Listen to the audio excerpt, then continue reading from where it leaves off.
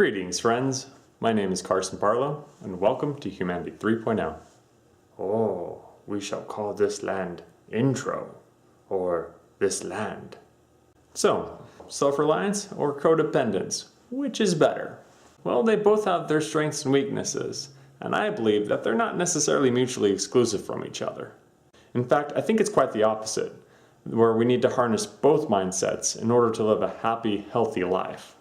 It's pretty obvious to me that overly relying on someone, or someone overly relying on you, is just a bad time. So I'm going to take this topic from the perspective of self-reliance. The more I think about it, the more I realize that 100% self-reliance is kind of like a unicorn. Sure, it's nice to think about, but it doesn't really exist.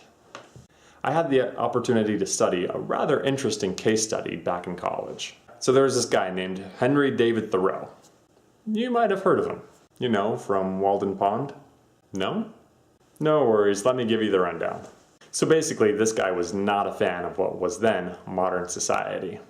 His philosophy was quite intriguing, and he was able to write down quite a bit of it. So anyway, he was like, screw you guys, I don't need anybody, I'm gonna go live by myself. So that's what he did. He got his own food, he made his own clothes, he built his own shelter, all without anyone else's help. Seriously, this guy even built his shelter 100% from materials he obtained himself. Well, except for maybe 5 nails. Wait, what, he used 5 nails?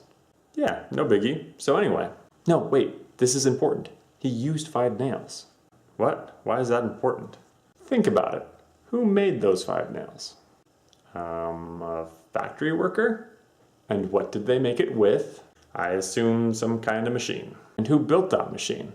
And where did the metal for those nails come from, for that matter? I suppose the machine was quite the group effort, not to mention the acquisition of the metal. In fact, I can see where this is going. In thinking about it, the efforts of those contributing to the funding, creating, and distribution of those 5 nails were made possible because of the efforts of those who supported them. And that support was made possible because of the support that those supporters received from even more peeps. And all those people lived lifestyles that required the support of even more people. And those people needed the support of even more people. In fact, I wouldn't be surprised to find out that the whole human race had contributed to those 5 nails, albeit in a ridiculously indirect fashion. In this way, Mr. Thoreau had connected himself to all of humanity with the simple act of buying those 5 nails. It's pretty clear to me that a higher standard of living can be achieved when we can properly depend on others.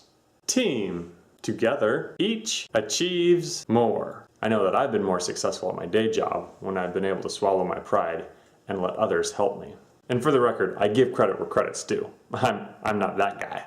But all the same, I understand that part of being a team player is lending help to others where I can. Anyone who has done anything great had to do it with the help of others. Even Jesus used his disciples to spread his word. So if codependence is so great, and 100% self-reliance is a technical fallacy, then why do we like self-reliance so much? Well, I think there's good reasons and bad reasons why we strive for self-reliance. Let me first dive into some of the bad reasons. To me, the appeal of self-reliance is that it eliminates the need for trust. It's easy to say, I don't want to depend on anyone. It really seems safer to not have to. The unknown of other people's actions can make us nervous at best, and it even seems foolhardy to put your life in someone else's hands. But every time you get into a car, you are putting your life in someone else's hands. You're trusting that someone else had made that car in a way that won't blow up while you're in it. But also when you're in a situation where you need to cooperate with other people quite a bit, it seems pretty hard to find value in your own contributions. And this can lead to feelings of low self-worth. So now on to the good reasons for self-reliance. There is actually a great deal of value to be found in a self-reliant mindset, just not 100% self-reliant. There have been plenty of times in my life where I knew that if it was to be, then it was up to me. Understanding what you're responsible for and owning up to it is indispensable at achieving inner peace.